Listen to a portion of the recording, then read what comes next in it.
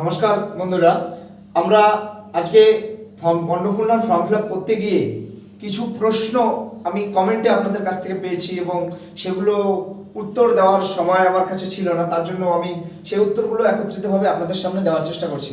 অনেকে প্রশ্ন করেছেন, আমার স্বামী চাকরি করে, আমার বাবা পেনশন পেত, আমি কি অন্নপূর্ণা ফর্মের জন্য অ্যাপ্লাই করব?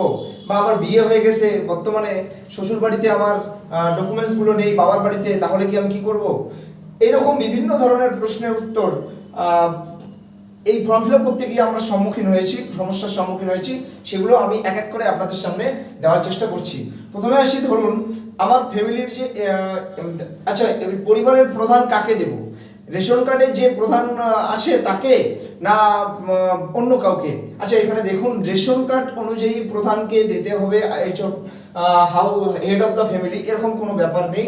আপনি আপনার বাড়ির বয়স্ক কাউকে বা যিনি বর্তমানে সংসার উপার্জন করে সংসার চালান, তাকে হেড অফ দ্য ফ্যামিলি বানাতে পারেন।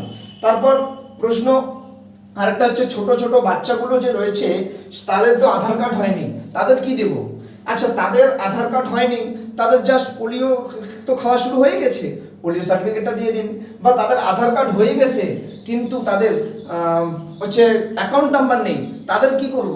অ্যাকাউন্ট নাম্বার দেওয়ার দরকার নেই, জাস্ট তাদের সমস্ত কিছু উল্লেখ করুন। যেহেতু ফর্মে কিছু সবার জন্য সমস্ত তথ্যগুলো চেয়েছে, আপনারা তথ্যগুলো দেওয়ার চেষ্টা করুন। এরপর চলে আসি, আমার স্বামী চাকরি করে, আমার বাবা পেনশন পেত, বাড়িতে পেনশনধারী, আমি কি অন্নপূর্ণা ফর্মের জন্য অ্যাপ্লাই করব? আচ্ছা দেখুন, এখানে একটা কথা বলি, সরকারি নির্দেশিকায় এমন কোনো রকম কিছু বলা নেই যে আমার কেউ চাকরি করলে তার জন্য আমি অন্নপূর্ণা ফর্মের জন্য অ্যাপ্লাই করব না, এরকম কোথাও বলা নেই।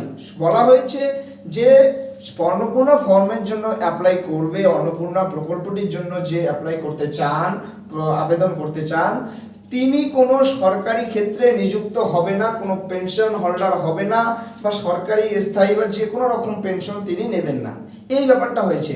তো আপনারা কি করুন, আপনারা অবশ্যই, আমার পরামর্শ, আপনারা অ্যাপ্লাই করুন। আপনার বাড়িতে কেউ চাকরি করলে, স্বামী, ছেলে, মেয়ে কেউ চাকরি করলে আপনারা অ্যাপ্লাই করুন, কিন্তু চেষ্টা করুন তথ্য না লুকানোর। তারপর আশা করি ভেরিফিকেশনে আপনারা বাদ যাবেন না, কারণ এরকম সরকারি নির্দেশিকা কোথাও বলা নেই। এটা একটি সম্পূর্ণ মহিলাদের সাপোর্টে, ফিনান্সিয়াল সাপোর্ট দেওয়ার জন্য একটা স্কিম, এর সাথে এর কোনো সম্পর্ক নেই। আচ্ছা, এরপর এটা অনেকে সমস্যার সম্মুখীন হচ্ছে যে আমি শ্বশুর বাড়িতে, আমার বিয়ে হয়ে গেছে, শ্বশুর বাড়িতে আমার ডকুমেন্টসগুলো নেই, কিন্তু আমার বাবার বাড়িতে ডকুমেন্টসগুলো রয়েছে, তাহলে আমি কি করব? আচ্ছা দেখুন, এখানে একটা কথা, যারা আগে লক্ষ্মীর ভাণ্ডার পেতেন তেনারা তো ওই অ্যাকাউন্টেই টাকা পাবেন, ঠিক আছে? তাদের ক্ষেত্রে কোনো রকম পরিবর্তন করবেন না এই সময়। আপনারা পুরানো যে আপনার যে শ্বশুর মানে বাপের বাড়ির বা যেখান থেকে করেছিলেন সে তথ্য আছে, সেটা দিয়েই করুন, তাহলেই টাকা পেয়ে যাবেন। গতকালকে অনেকের টাকা ঢুকে গেছে, তার এটা কিন্তু লক্ষ্মীর ভাণ্ডার থেকে যারা টাকা পেয়েছিল আগে, তারাই আজকে অন্নপূর্ণা ভাণ্ডারে টাকা পেলো, মানে লক্ষ্মীর ভাণ্ডার থেকে ব্যাপারটাকে অন্নপূর্ণা ভাণ্ডারে ট্রান্সফার করা হলো, তাদের টাকাগুলো দিয়ে দেওয়া হয়েছে, তার জন্য আপনি সেটাই দিয়ে দিন।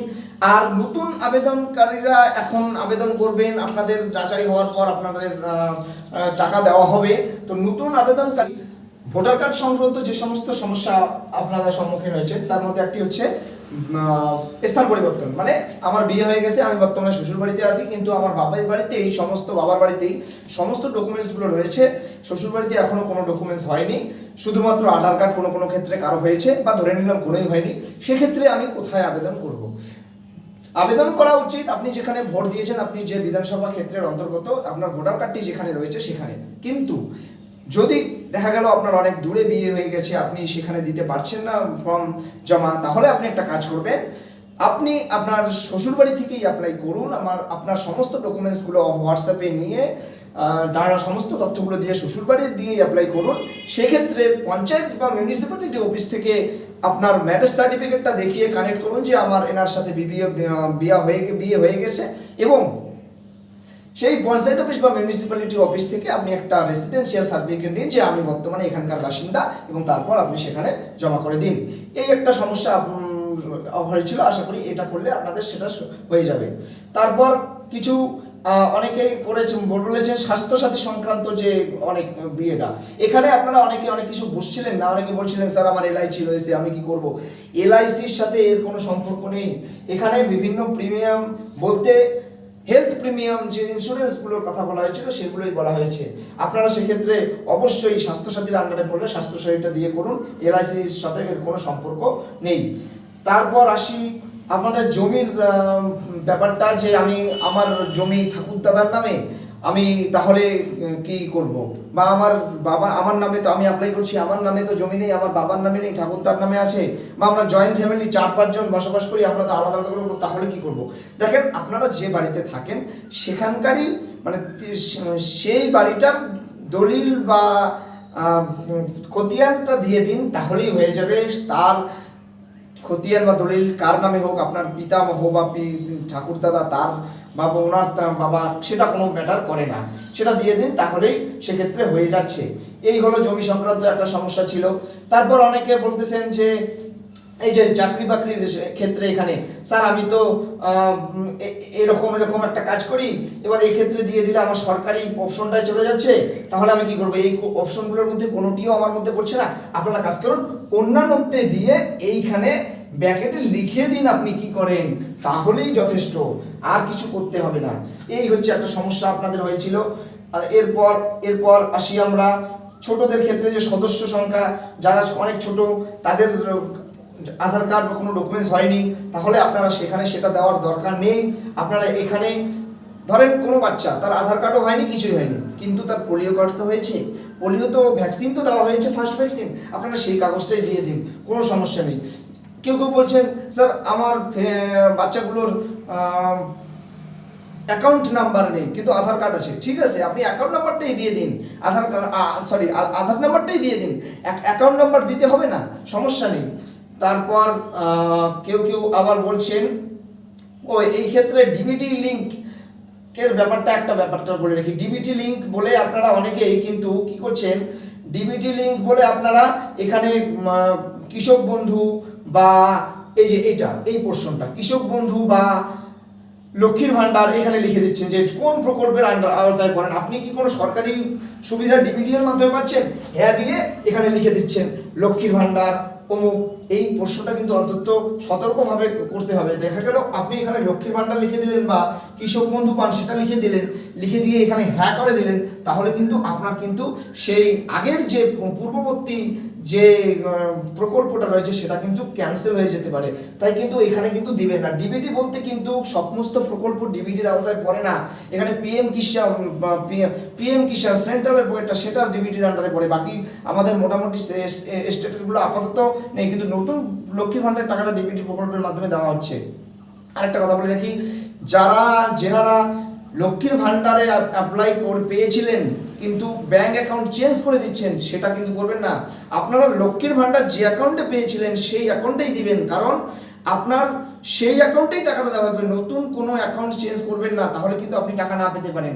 আর একটা কথা হচ্ছে, যেটা হচ্ছে কি এই যে এখানে সিগনেচার কার্ড দিব, এই যে এখানে সিগনেচার কার্ড দিব, এখানে তো সিগনেচার মেইন হচ্ছে মানে মানে হেড অফ দ্য ফ্যামিলির, কিন্তু কোনো কারণে যদি তিনি না থাকে তাহলে বাইরের বাড়ির যে বয়োজ্যেষ্ঠ আছে তেনার সই নিন, বা যে প্রকল্পে আবেদন করছে আবেদনকারী তেনার সইটি নিন, পাশে লিখে দিতে পারেন ওনার পক্ষে আমি করছি, ধরুন করলাম হেড অফ দ্য ফ্যামিলি যার নাম এনার পক্ষে, বাস এই হচ্ছে ব্যাপার। তো আশা করি কিছু কিছু সমস্যা আমি আপনাদের নিরসন করতে পারলাম।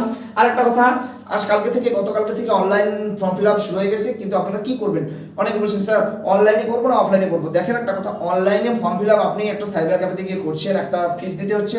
এবার সাইবার ক্যাফেতে গিয়ে করার পরে কিন্তু সমস্ত কিছু ডকুমেন্টস নিয়ে আপনাকে আবার অঞ্চল অফিসে যেতে হবে, গিয়ে কিন্তু সেখানে আপনাকে সশরীরে ভেরিফিকেশনটা করাতে হবে, তারপর সেখানে সাবমিট করবেন। সেই অঞ্চল অফিস বা সংশ্লিষ্ট অফিস কিন্তু আবার সেগুলোকে আপনার পরবর্তীতে সেই যে ঊর্ধ্বতন অফিস যেখানে এন্ট্রি করা হয় সেখানে পাঠাবে।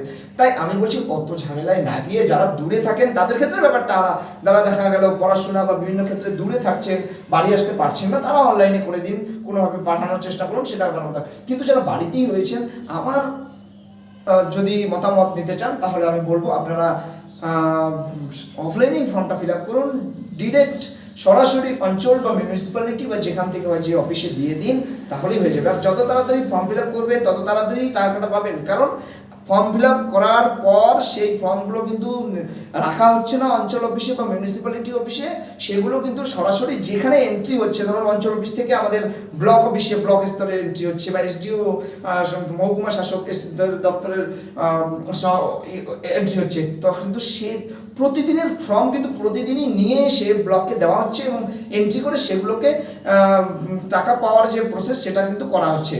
তো একটা করে লট হবে, ধরেন যে 4-5 দিন যা হলো এন্ট্রি, এই সপ্তাহে এই দিন টাকাটা দেওয়া হলো, যেমন কালকে ঘোষণা করে টাকা দেওয়া হলো। তাই আমি বলছি আপনারা দেরি না করে তাড়াতাড়ি ফর্ম ফিল আপটা করুন এবং আশা করি আমি যথেষ্ট আপনাদের যে সমস্ত সমস্যা ছিল মোটামুটি দিতে পেরেছি। আমি সবার কমেন্টের অ্যান্সার দিতে পারি না সময়ের অভাবে, কিছু মনে করবেন না। আর আপনাদের যদি ভালো লেগে থাকে আপনারা কমেন্ট করে মতামত জানান, সমস্যা জানান, আমি সেগুলোকে নিয়ে যতটা চেষ্টা করব।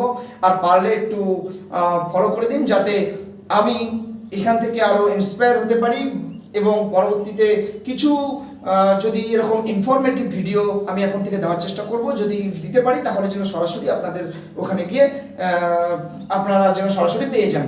তো সবাইকে নমস্কার, ধন্যবাদ, ভালো থাকবেন।